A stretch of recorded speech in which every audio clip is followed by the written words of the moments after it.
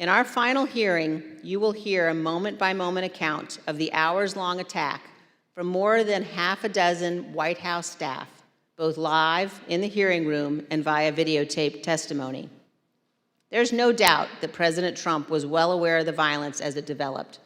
White House staff urged President Trump to intervene and call off the mob. Here is a document written while the attack was underway by a member of the White House staff advising what the president needed to say. Quote, anyone who entered the Capitol without proper authority should leave immediately. This is exactly what his supporters on Capitol Hill and nationwide were urging the president to do. He would not.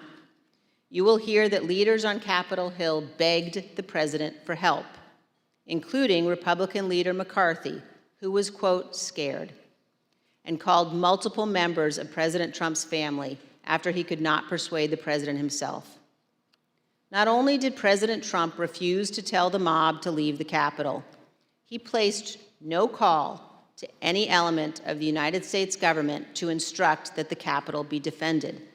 He did not call his Secretary of Defense on January 6th. He did not talk to his Attorney General. He did not talk to the Department of Homeland Security.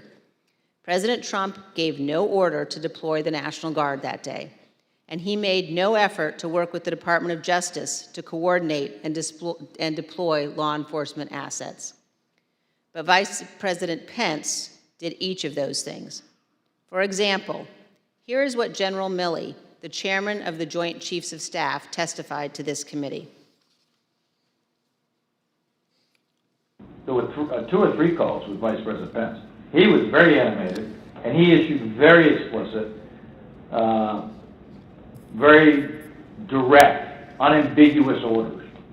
There was no question about that. And I can get you the exact quotes, I guess, from some of our records somewhere, but he was very animated, very direct, very firm, and to Secretary Milley. Get the military down here, get the Guard down here, put down this situation, etc.